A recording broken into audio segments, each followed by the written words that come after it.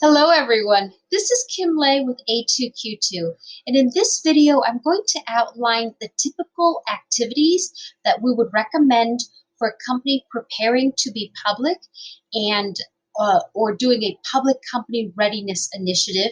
These are the internal controls, the SOX types of activities that we would recommend, and sub-process.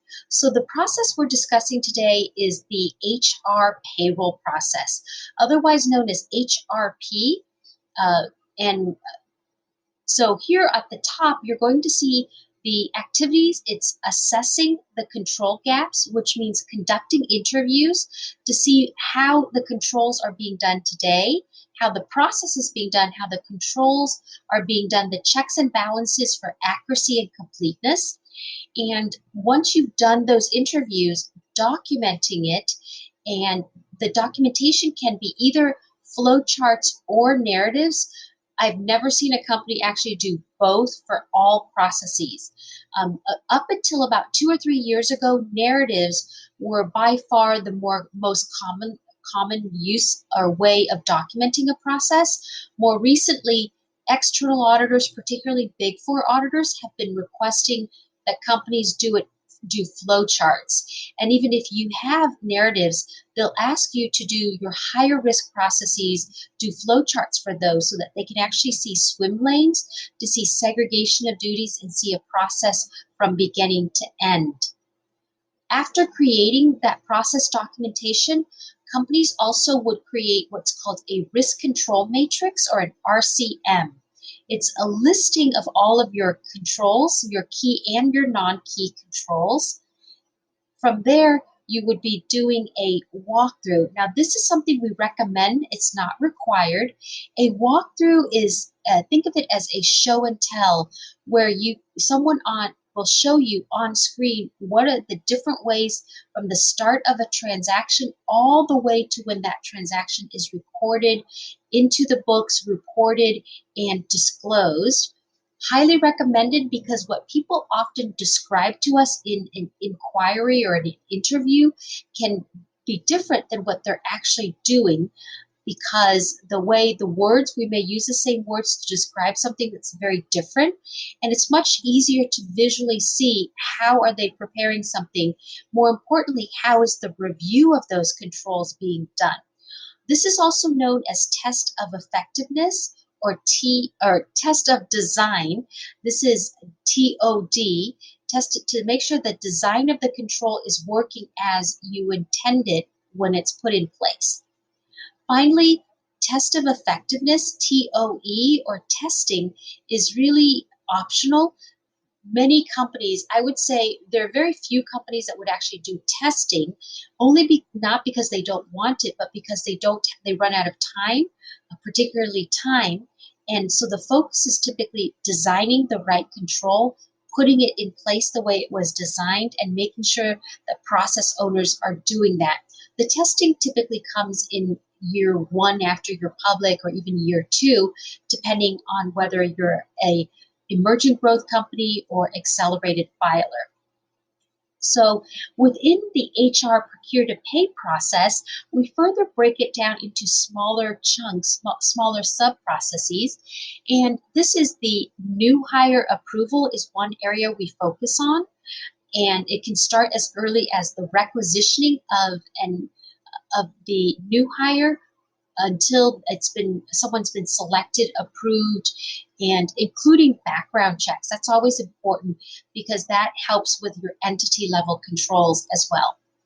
From the new hire, there's the onboarding, and then payroll processing. So you've hired someone, you've made sure their data gets into your HR system accurately, completely.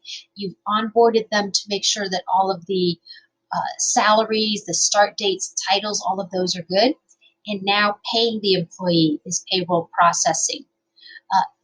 Personnel changes. We say personnel changes, but we mostly focus on salary changes, items that would change the compensation. Remember, SOX is about financial statement. The realm is related to financial transactions and how to make sure your financial statements are complete and accurate. So personnel changes are increases or decreases in salary, additional compensation of some sort. Also, then is terminations. So when an employee leaves, how does the company make sure, how do you make sure you've paid the employee everything, all the accruals have been released and removed, and also potentially if you have severance and any type of liabilities, that those have either been accrued or paid out as intended. Next we have is the bonus. So salary, think of compensation as multiple elements. Your salary or your hourly pay, now it's the bonuses. And so we'll cover bonus plan, bonus approval, the bonus calculation and accrual, and then the bonus payout. Similar to bonuses, there may be commission. So in this case, covering the commission plans, the approvals to make sure it's complete and accurate in terms of the rates that are being paid, and then calculating the commission. Is it complete? Is it accurate? Accruing for the commission, because it's very rare that you would pay commission in the same month in which it's earned. So the commission accrual, which can be very big for some companies, you want to make sure there are checks and balances in there, and the payment of those. And then finally, account reconciliations. All of these various accounts, from the liabilities to the payroll expenses and so forth, reconciling it on a regular basis. Someone preparing it, someone else reviewing it, and the level of precision by which they review it. And then finally, system administration and SOC 1 report reviews. Now, some companies have one system like UltiPro or Workday that's a combination of their HR information system or HRIS and their payroll system. More often, what we see is the HRIS system separate from the payroll system. And so making sure who has access to create employees, approve employees, edit pay changes, increases or decrease. And on the payroll side, adding employees, removing employees, making sure all of those pay amounts are accurate and complete. That's what the system administration permissions are looking for users who have that ability or that segregation of duties.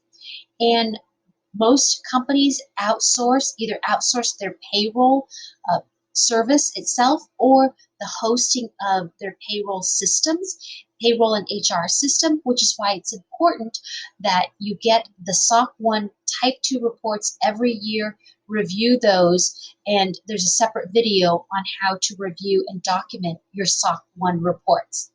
And that's it for the HR and payroll process. Thank you so much for tuning in. Bye-bye.